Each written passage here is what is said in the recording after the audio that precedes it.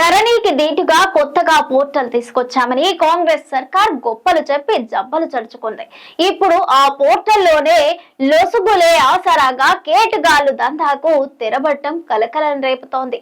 Software లో లోపాలు, ఈ చలానా చెల్లింపుల లావాదేవీలపై తనిఖీ వ్యవస్థ లేకపోవడంతో ఆన్లైన్ సెంటర్లే కేంద్రంగా ప్రభుత్వం ఖజానాకు గండి పడుతున్నాయి. 5 రోజుల క్రితం జనగామ తహసీల్దార్ ఫిర్యాదుతో వెలుగులోకి వచ్చిన స్కామ్ లో ఇప్పటి వరకు 4800 డాక్యుమెంట్లపై 48 కోట్ల సొమ్ము దారి మళ్లినట్టు అధికారులు చెబుతున్న వాస్తవానికి 100 కోట్లకు పైగా ఉన్నట్టు తెలుస్తోంది. జనగామలో స్కామ్ తీగలాగితే రాష్ట్రంలోని అన్ని జిల్లాల్లో డొంక కదులుతోంది.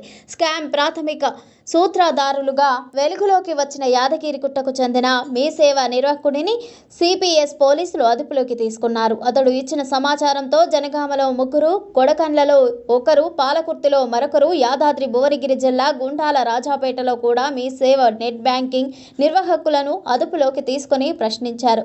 యాదగిరిగుట్ట, కొడకండ్లకు చెందిన మీ సేవ ఆన్లైన్ సెంటర్ల నిర్వాహకుల లాగిన్ ఐడి, పాస్వర్డ్లతో పాటు మీ సేవ కేంద్రాలు, నెట్ సెంటర్ల ద్వారా భూభారతి స్లాట్ బుకింగ్ లావాదేవీలు జరిగినట్టు తెలుస్తోంది. యాదగిరిగుట్టకు చెందిన నిందితుడితో పాటు కొడకండ్ల మీ సేవ నిర్వాహకుడు కూడా ఈ స్కామ్ లో కీలకంగా వ్యవహరించిన పోలీసులు గుర్తించారు. అసలు మూలాలు కొడకండ్లలో ఉన్నాయా అనే కోణంలోనూ విచారణ జరుపుతున్నారు. కొడకండ్ల మీ సేవ నిర్వాహకుడికి అతి సన్నిహితుడిగా ఉన్న ఓ ఐటీ నిపుణుడు సాఫ్ట్వేర్లలో లొసుగులను కనిపెట్టి తన ఆధీనంలోకి తీసుకున్నాడు. కొడకండ్ల నుంచే స్లాట్ బుకింగ్, నెట్ సెంటర్ల నిర్వాహకులతో ఒక్కో డాక్యుమెంట్కు 5,000 చొప్పున కమిషన్ డీల్ మాట్లాడుకొని అమలు చేస్తున్నట్లు తెలుస్తోంది.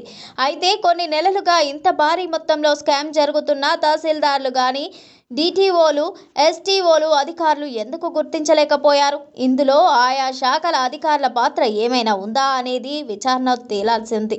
అక్రమాలు జరిగినట్టు ప్రాథమికంగా నిర్ధారణకు వచ్చిన జిల్లాల్లోని అన్ని మండలాల తహసీల్దార్లను ప్రభుత్వం అప్రమత్తం చేసింది. అక్రమార్కులు కొల్లగొట్టిన సొమ్మును ప్రభుత్వ ఖజానాకు జమ చేసి లోటును పూడ్చుకునేందుకు భూములు కొనుగోలు చేసిన డాక్యుమెంట్ యజమాని నుంచి డబ్బు రికవరీకి నోటీసులు ఇచ్చింది. అయితే నిందితులను అదుపులోకి తీసుకున్న పోలీసులు వారి నుంచి సొమ్ము రాబట్టి లోటును పూడ్చుకోవాల్సింది పోయి చెల్లించిన సొమ్మును రెండోసారి చెల్లించాలని కొనుగోలుదారులపై ఒత్తిడి తేవడంపై సర్వత్రా నిరసన వ్యక్తమవుతోంది.